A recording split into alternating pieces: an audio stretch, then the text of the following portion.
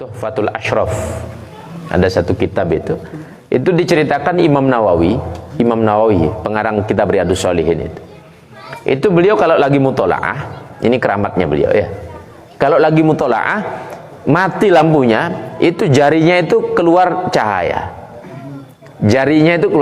ya, itu Imam Nawawi.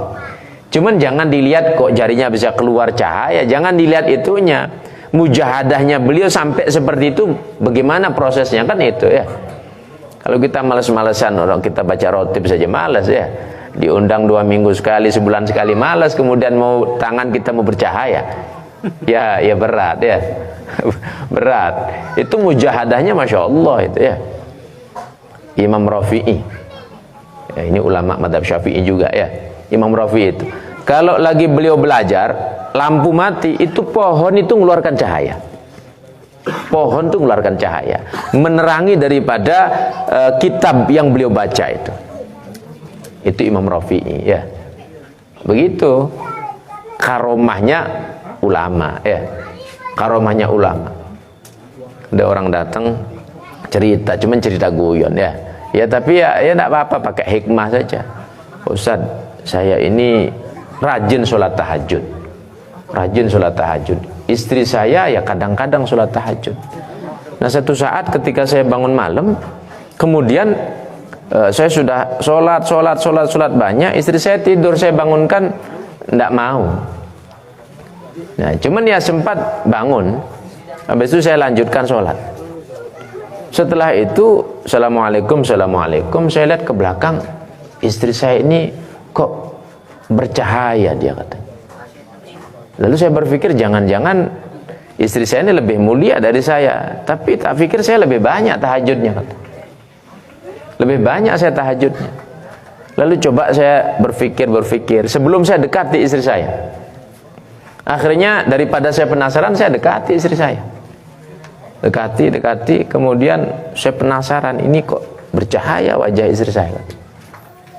Nah rupanya cahaya itu muncul bukan dari wajahnya, lupa mati HP ya. Lupa mati HP, kadang ditutup selimut, dikira wajah istrinya bercahaya. Ya memang ada cahaya HP ya, cahaya HP, lupa dimatikan.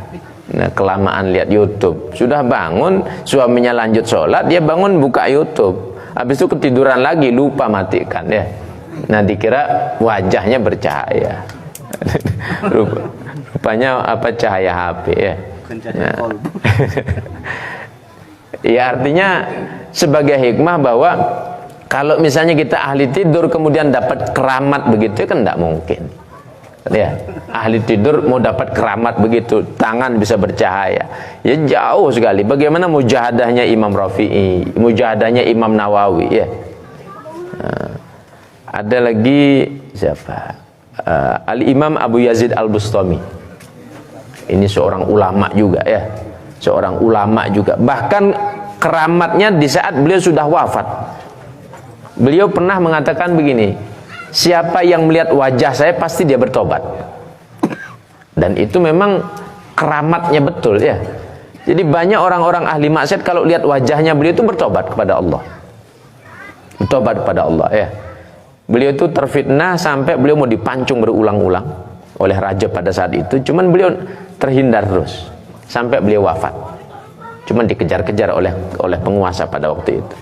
Nah, ketika beliau wafat, satu saat datang seorang raja itu ke kampungnya, menanyakan, apa benar keramat-keramatnya Syekh Abu Yazid Al-Bustami ini? Siapa kira-kira yang dekat dengan Syekh Abu Yazid? Saya mau buktikan, katanya. Diantarlah kepada salah seseorang itu, pada salah seorang ya orang sudah agak sepuh, rupanya belajar dekat sama Syekh Abu Yazid Al-Bustami. Ditanya, apa yang pernah kamu dengarkan Syekh Abu Yazid ngomong, katanya. Beliau ini, orang tua ini mengatakan, Syekh Abu Yazid menyatakan, man ra'ani lam tamassuhun nar. Barang siapa yang dia melihat aku, maka dia tidak akan tersentuh neraka, tidak akan tersentuh api.